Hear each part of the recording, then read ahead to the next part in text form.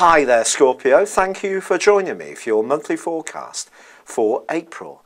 This month begins with a focus on practicality, on getting that much more efficient in the way you lead your life.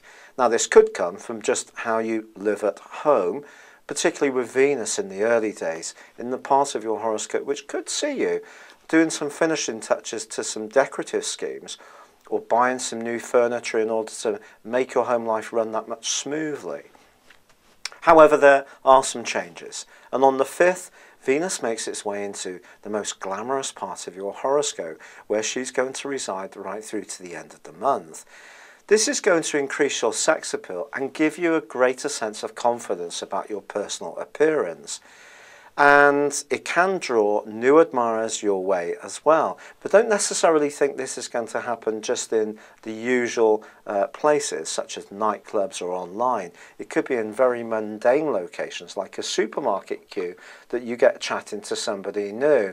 Particularly when Mercury moves on the 7th and moves into that practical area that the Sun is in too.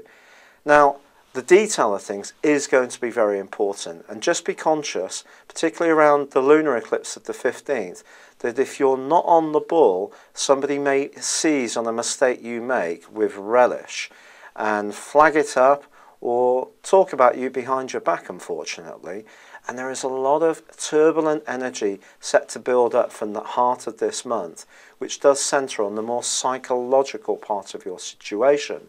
So although the Sun, and then consequently Mercury, are emphasising the need to get fitter, to eat healthier, to make sure that you're more aware of the type of exercise you do, then by the heart of the month, it's the more psychological side of all of this that comes to the fore. And if things are out of kilter, not just on the back of that lunar eclipse, but with Mars's collision with Uranus at the heart of this month, it could see a lot of tension, especially if you're not or haven't dealt with some past upsets which are still permeating around, angers deep within your soul because of the clash, not between Mars and Uranus, which could see you almost finding it very difficult to control these tensions and keep them under wraps, but they're also both planets squaring up with Jupiter and Pluto.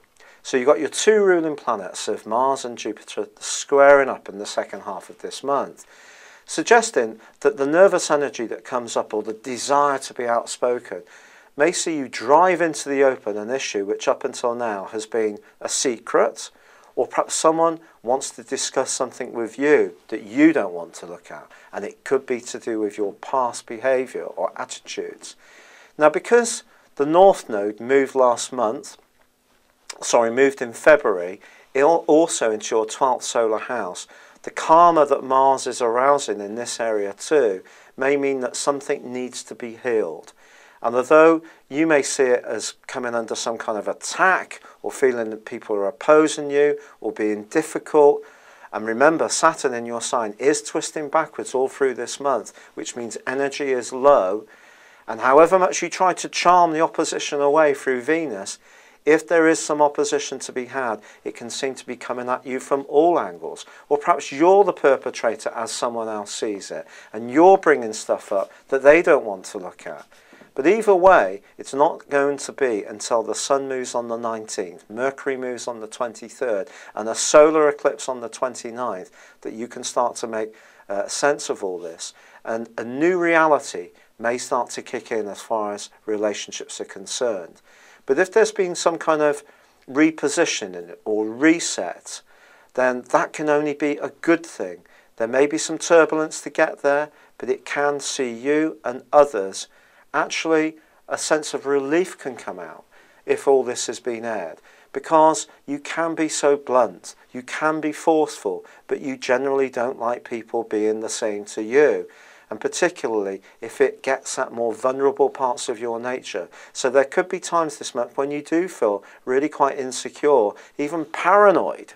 But once you're through it and that new reality comes in, you can start to actually be in a much better place.